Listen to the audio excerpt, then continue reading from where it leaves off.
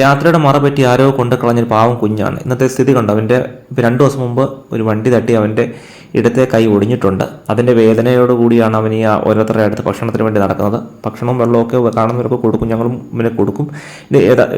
പിന്നെ സ്ഥലമെന്ന് പറഞ്ഞത് പത്തനംതിട്ട ജില്ലയിലെ താഴൂർ കടവിന് അടുത്താണ് ഇവനിപ്പോൾ ഉള്ളത്. താഴൂരമ്പലത്തിൻ്റെ ഒക്കെ അടുത്താണുള്ളത്. അപ്പോൾ ആരെങ്കിലും ഈ കുഞ്ഞിനെ വളർത്താൻ താല്പര്യമുള്ളവരൊന്ന് അറിയിക്കുക. അതേപോലെ തന്നെ റെസ്ക്യൂ ഗ്രൂപ്പ്സ് ഒക്കെ ഉണ്ടെങ്കിൽ ഒന്ന് കോൺടാക്ട് ചെയ്യണം. ഞാൻ വാട്സപ്പ് നമ്പർ കൊടുക്കാം. അപ്പോൾ അത് നിങ്ങൾ മെസ്സേജ് ഇടാൻ ശ്രമിക്കുക, വിളിക്കാതെ മെസ്സേജ് ഇടാൻ ശ്രമിക്കുക, ഡീറ്റെയിൽസ് തരാം. അപ്പോൾ ഈ കുഞ്ഞിനെ നിങ്ങൾ ഒരു സുരക്ഷിത ഇടം ഉണ്ടാക്കി നിങ്ങൾ മാക്സിമം ഈ പോസ്റ്റ് ഒന്ന് ഷെയർ ചെയ്യാനൊന്ന് ശ്രമിക്കുക.